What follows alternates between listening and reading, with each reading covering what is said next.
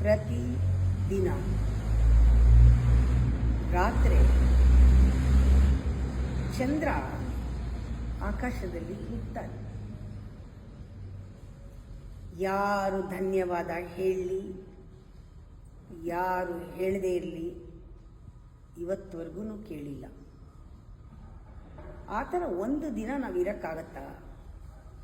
ಬೆಳದಿಂಗಳು ಚೆಲ್ತಾನೆ ಹುಣ್ಣಿಮೆಗೆ, ಯಾರು ನೋಡಿದ್ರು ಬಿಟ್ಟರು ಗಮನಿಸಲ್ಲ.